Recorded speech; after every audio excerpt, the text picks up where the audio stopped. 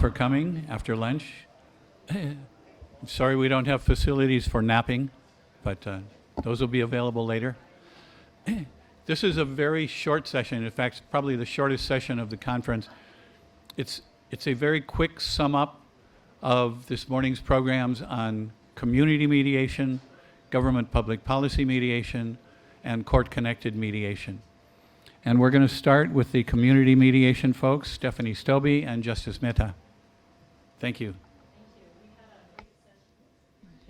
We had a great session, and there were many responses and questions to the issues and concerns and solution paths in terms of community grassroots mediation. So Justice Mehta and I were able to summarize and identify about 10 issues and concerns that our group came up with, some of the common issues and concerns. One of the issues is trust, in terms of how do we develop and build trust in our mediators, as well as in the process of mediation itself. A second one is participation. How do we get different people involved in the mediation process to try and address their different issues? A third issue we looked at is communication. And so what are the different skills in terms of communication with the parties and between the parties, and how do we actively listen, and how do we communicate in a way that shows empathy for the parties' experiences? A fourth issue that we discussed in our group is looking at training and the importance of training in mediation, and how that should be done, and what standards are used, and what models of mediation should be used. Another issue is who should mediate. I think a number of individuals highlighted that question, who should mediate conflicts in the community, and so that is another issue that we looked at. Another one is perception of the parties in terms of impartiality and confidentiality, and so what are the views and perspectives from the parties. People also mentioned no support mechanisms at the local level. So if you were to have a community mediation program and system that is in place, are there support at the local level, whether it's from different institutions and groups, as well as from the local governments? And another major issue that came up was the idea, or the issue of looking at mediation. Is mediation a profession, and should those individuals be paid for doing the work that they do, or should it be a voluntary kind of work? And so whether it's a profession or a volunteer process. We also looked at qualities of mediators. Looking at self-determination, confidentiality, accountability, impartiality. And then finally, our other common issue that was stated by a number of people is the idea of multiple stakeholders as well in the mediation process and in community mediation programs. Okay, so I'll turn it over to Justice Mehta to look at some of the solutions that our group came up with. With all these issues and challenges being raised by the different participants from different countries, and some of the solutions which were suggested by all of them, which we have seen, some of those solutions which are proposed by those participants are very common. So I'll not be able to go according to seniority and the sequence as she has read it out. But yes, I'll be dealing with all the solutions which have come out during the discussion.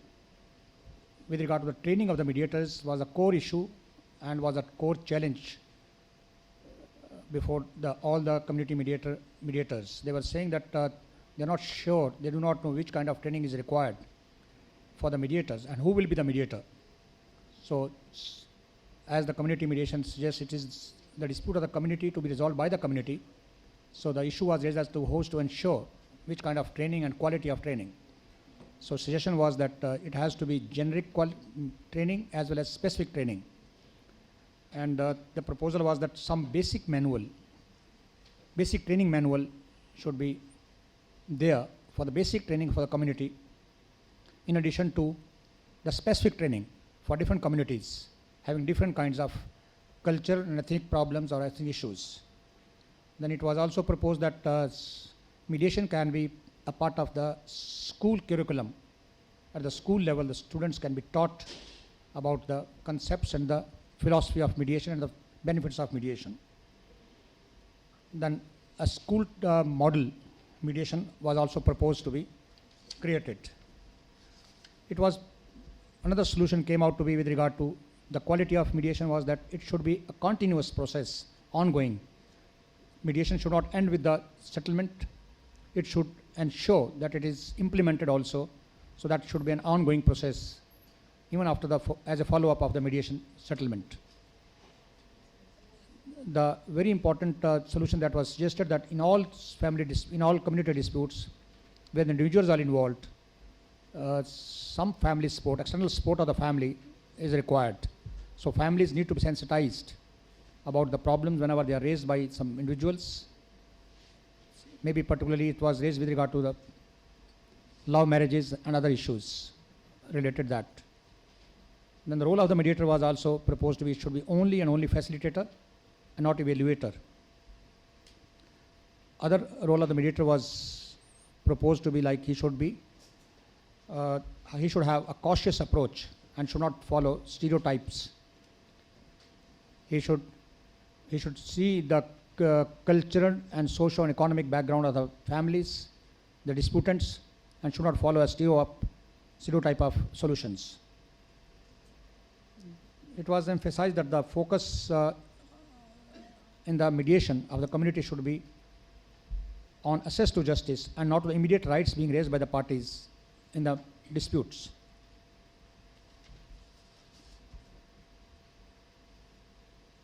It was also proposed that the mediation should be so sensitized that the mediator should have the vision to create innovative solutions for different problems of different communities, depending upon the social and cultural environment of the particular families, disputing parties. For any community mediation program, it was said that the success lies only when there is a governmental support. So the local governmental support, where most of the places it is lacking, so that should be made available.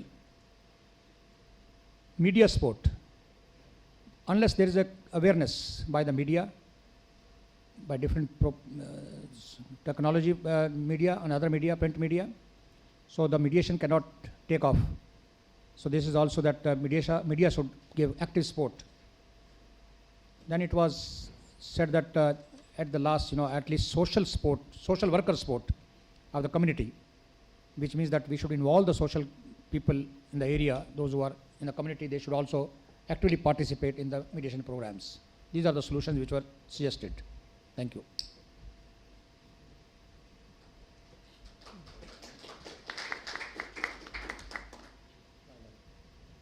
So ours was on the court annex programs. Yeah. Our session was on the court annex programs, and there was much discussions, and it was a very lively session. Everybody had much to say. What really came out was how each stakeholder is so important for the success of a court annex program, and each stakeholder to maintain their boundaries and perform their roles. In programs where that was more effectively done, there was more satisfaction and a feeling of achievement. When judges were taking control too much, there was frustration in the program. So really, it was very important that these roles are defined and kept. Whether judges should be mediators or not, in some ways it is felt that it was good to have judges because they have gravitas. At the same time, there could be role confusion when the judges are coercive. So training is required to do this well. Criteria for empanelment, how important it is. Settlement agreement. How can legality be ensured without too much interference? So at the time of a settlement agreement, whether it should go to court and who should sign on it. In some programs, the mediators signed on it. In some programs, they didn't. And what was required was discussed. Of course, we didn't find any solutions. Everything was finally considered to be okay. Referrals with application of mind. Can the judges apply their mind to refer it so that the file goes to the right mediator? So these were some of the things that were discussed. So as Liza said, we had a lively discussion, and I think the biggest conclusion was how context-specific each court program was. There was a through line surrounding the different stakeholders, so that the programs that were successful all involved some kind of partnership between the judges and the bar and the mediators, all somehow being involved in the program design, in the way in which the mediation process was structured. So if there was anything of a solution posed, it was that. But that there was a balance, that in a program that had judges as mediators, you would have different sorts of referral mechanisms perhaps than in a program where you were relying on lawyers to be the mediators. There was a through line also about the training requirements and how crucial it was. We had a long discussion about the importance of training and preserving quality. Some suggestions about ongoing training, that the idea that a court has an ongoing responsibility not just to train people initially and then throw them into the pool, but instead to have an ongoing process by which quality is assured, and how important that was to a court mediation process.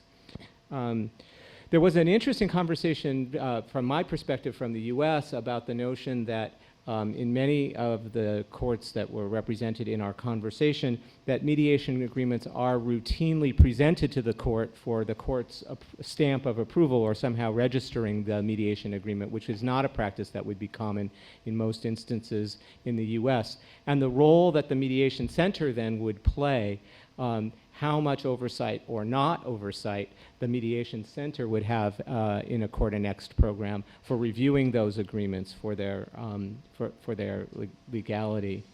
And finally, a question about the role if the judge is not using, sort of actively applying the judge's mind to the referral process, how exactly mediators get selected.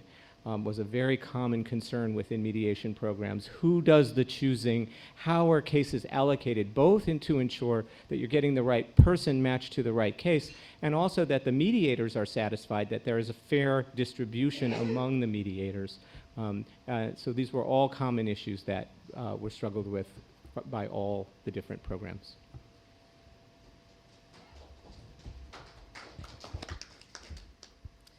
So Chuck and I moderated the public policy mediation section. And I want to say what I was most struck by in our conversation, which was a very lively conversation between the panel and the participants, was the relationship between the participatory process involved in public policy mediation and democracy. And what was so striking was that several people talked about when you have a public policy mediation that encourages the voices of ordinary citizens it teaches them that they can have a voice and that their voice is actually can make a difference. And so particularly in countries where there is not much of a developed local government, or the government itself is perhaps suspect, that's led to a very passive and cynical citizenry, having a public policy mediation process that has integrity really is an antidote to some of that cynicism. So for me, I thought that it was an incredibly moving piece of our conversation.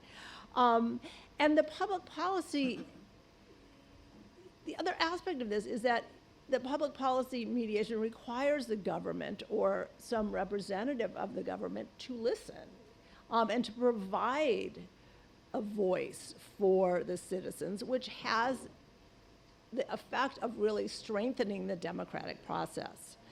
And what we learned, particularly in Nepal, where there is not a local government, that public policy mediation has really become the government. It has become the way that people on the local level really govern themselves.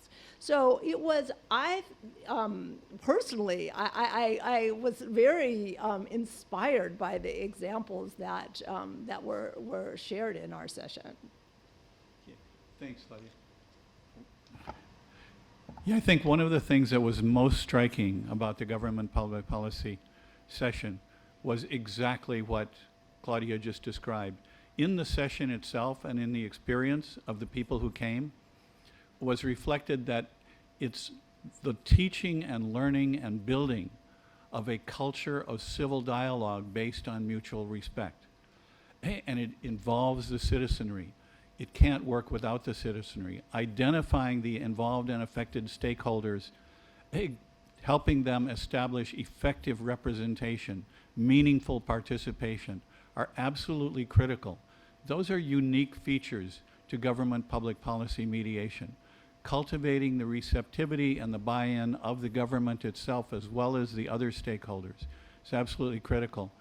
There are many, many, many ways to fail, but the ultimate goal in the successful processes lends itself to understanding that it's a much more facilitative process among people who, at least in this dialogue, despite power imbalances, there is a mutual respect that brings a level of equality to the conversation, to the dialogue itself.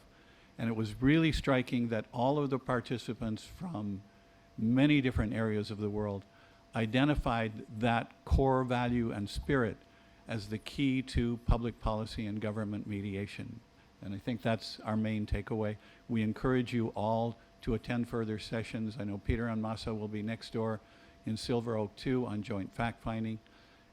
And there will also be a session on ombuds and a session on online dispute resolution. So thank you so much for coming. Any questions before we leave? I have one question. Sir, how do you propose direct mediations? How do you see to it that the settlements that are implemented in the true spirit of the settlement that they have been arrived at?